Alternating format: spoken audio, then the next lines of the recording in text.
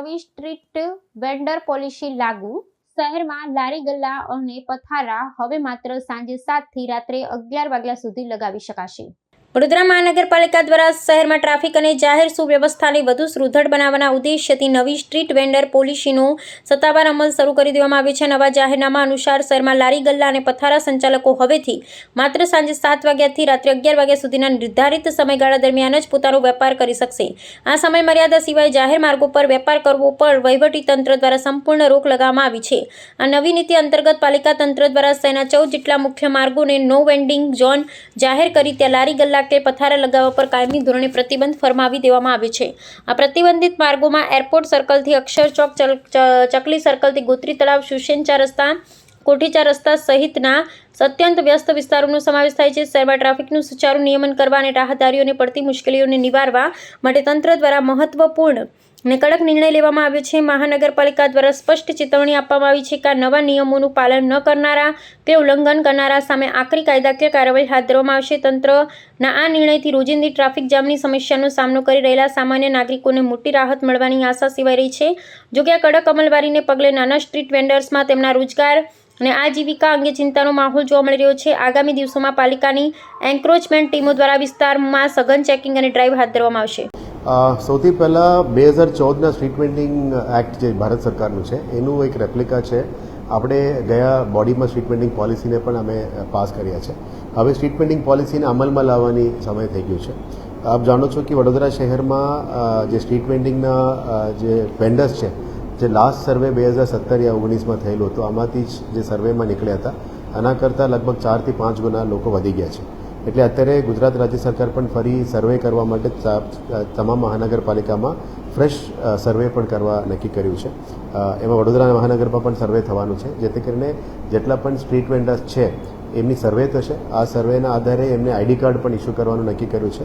પછી એમને street vending act પ્રમાણે સ્ટ્રીટ વેન્ડિંગ લાયસન્સ પણ ઇસ્યુ કરવામાં આવશે। અત્યારે આ વડોદરા શહેરમાં સ્ટ્રીટ વેન્ડિંગ લાયસન્સ ધરાવનાર લોકો આ સર્વે પ્રમાણે બધા નથી। આ સ્ટ્રીટ વેન્ડિંગ લાયસન્સ ઇસ્યુ કર્યા પછી જ આમાં જે એલિજિબલ લોકો છે એમને પીએમ સ્વનિધિની લોન પણ મળશે। ખરેખર અત્યારે દરેક રોડમાં કોઈના કોઈ જગ્યામાં દબાણ થઈ રહ્યા છે, જેના કારણે સાંજે ફૂટપાથ ઉપર, રોડ ઉપર દબાણો થઈ રહ્યા છે। એના કારણે ટ્રાફિકનું અડચણ થાય છે, લોકોની વ્હીકલ પાર્કિંગમાં અડચણરૂપ થાય છે અને ફૂટપાથમાં લોકોને ચાલવા માટે પણ તકલીફ થાય છે। અમે પ્રાથમિક દૃષ્ટિએ એ કહેવા માંગીએ છીએ કે અમે કોઈનું ધંધા બંધ કરવા માંગતા નથી, કોઈનું ધંધામાં આર્થિક વ્યવસ્થામાં કંઈ નુકસાન કરવા માંગતા નથી। ફક્ત આ સિસ્ટમને થોડું સ્ટ્રીમલાઇન કરવા માંગીએ છીએ કે આડેધડ કોઈ પણ જગ્યામાં લારી ગલ્લા ઊભું થઈ જાય, રોડ ઉપર ટેબલ લારી મૂકી દે, ખુરશીઓ મૂકી દે। એના કરતાં અમે આવનારા દિવસોમાં અલગ અલગ વોર્ડ વાઇઝ, અલગ અલગ ઝોન વાઇઝ, અલગ અલગ રોડ વાઇઝ પણ 3 વસ્તુ કરવા માંગે છે। એક સ્ટ્રીટ વેન્ડિંગ પ્લોટ્સ કરવા માંગે છે, જેને રાત્રિ બજાર અત્યારે ચાલી રહી છે એ પ્રમાણે main road wise, ward wise, zone wise રાત્રિ બજાર કરવા માંગે છે, જેમાં આપ 7 થી 11 વાગ્યા સુધી તમે લારી ગલ્લા લઈને આવીને વેચાણ કરી શકો છો, તમારા ચીઝ વસ્તુઓ કરી શકો છો। અને અમારા હેલ્થ ડિપાર્ટમેન્ટ જે ફૂડ ડિપાર્ટમેન્ટ છે એ અને એસ્ટેટ્સના સ્ટ્રીટ વેન્ડિંગ ડિપાર્ટમેન્ટ છે એમના દ્વારા લાયસન્સ તમને ઇસ્યુ કરવામાં આવશે।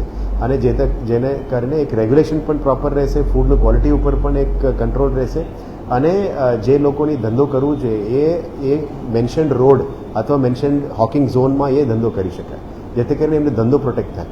અત્યારે જે 14 રોડ આપણે જાહેર કર્યા છે એ પહેલાંથી જ જાહેરાત કરીને બીએમસીમાં ઓલરેડી જાહેરાત કરી છે, જેને અમે સ્ટ્રિક્ટલી ઇમ્પ્લિમેન્ટેશન કરવા માંગીએ છીએ। એ લગભગ 4-5 વર્ષ પહેલાંથી જ આ જાહેરનામા છે જ, એને સ્ટ્રિક્ટલી ઇમ્પ્લિમેન્ટ કરવા માંગે છે।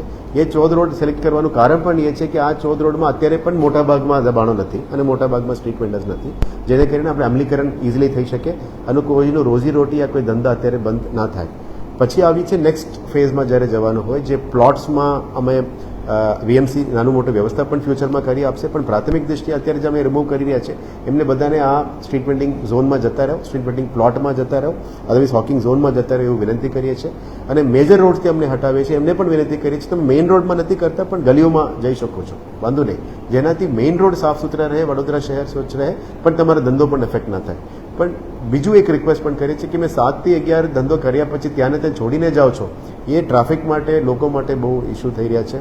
ત્યાં ગંદકી પણ વધી રહ્યા છે અને કદાચ 1-2 મુદ્દા એવા સમાચાર પડે છે કે કંઈક ઘર્ષણો પણ રાતમાં 1 વાગે 2 વાગે સિટીમાં થઈ રહ્યા છે। એ અમે થોડું ઓછું કરવા માંગીએ છીએ.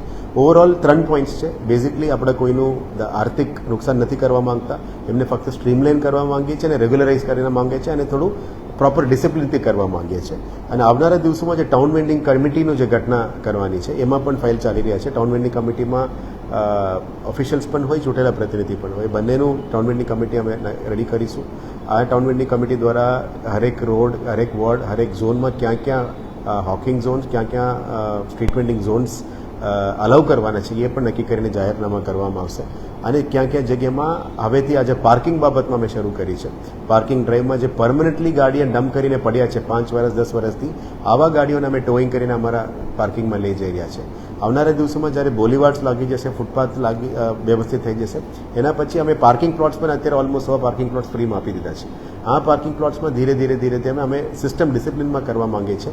ફૂટપાથ ચાલવા માટે છે, રોડ ગાડીઓ રાખવા માટે છે, અને આડેધડ પાર્કિંગ માટે નથી.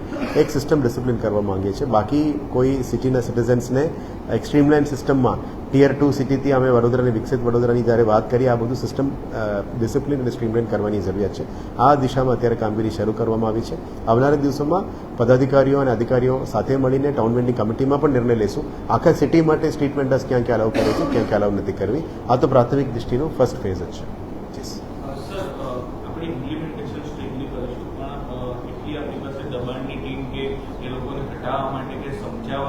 Yes. કોઈ વિશેષ વ્યવસ્થા કરી છે?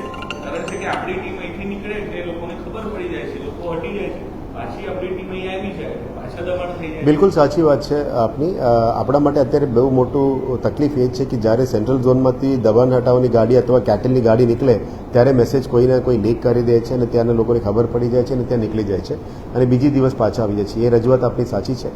એટલા માટે આપણે ડિસેન્ટ્રલાઇઝ દબાણ હટાવ ડિપાર્ટમેન્ટ કરવાની પ્લાનિંગ છે. અમારી એલ્ગોરિધમ રેડી છે. આવનારા દિવસોમાં ઝોન વાઇઝ અમે ડિસેન્ટ્રલાઇઝ દબાણ હટાવ ડિપાર્ટમેન્ટ કરવા માંગીએ છીએ અને આવનારા દિવસોમાં વોર્ડ ઓફિસમાં પણ અમે ધીરે ધીરે ડિસેન્ટ્રલાઇઝ દબાણ હટાવ ટીમ મોકલવાની તૈયારીમાં છે. એના માટે સંખ્યા વધારવું પડે, ગાડીઓ વધારવું પડે. એના માટે ગાડીની પ્રોક્યોરમેન્ટ પણ અત્યારે કામ પ્રોસિજરમાં છે. લોકોને કોન્ટ્રાક્ચ્યુઅલ સિસ્ટમમાં સંખ્યા વધારવા માટે નક્કી કરવામાં આવી છે. અને આપ જાણો છો કે કેટલ મેનેજ પણ આપણા માટે એક મોટો ઇસ્યુ છે. એટલે કેટલ પાર્ટી પણ સેન્ટ્રલી જાય છે, એને પણ આપણે ઝોન વાઇઝ ડિસેન્ટ્રલાઇઝ કરી રહ્યા છીએ, જેથી કરીને ઝોનમાંથી તાત્કાલિક ધોરણે પહોંચી શકાય. એટલા માટે લગભગ 8 નવા કેટલ ગાડીઓ પણ અમે મંગાવી રહ્યા છે. કેટલ અને દબાણ હટાવ ડિપાર્ટમેન્ટ માટે પણ બોલેરો વ્હીકલ્સ પણ મંગાવી રહ્યા છે, જેથી કરીને સ્ટાફને પણ સેફટી મળે, એ પણ પહોંચી શકે. પણ બિલકુલ વાત સાચી છે, આ ઇમ્પ્લિમેન્ટ કરવા માટે મેન પાવર અને સ્ટ્રેન્થ વધારવું પડશે. એ ધીરે ધીરે અમે એની પણ સ્ટ્રેન્થ વધારીશું.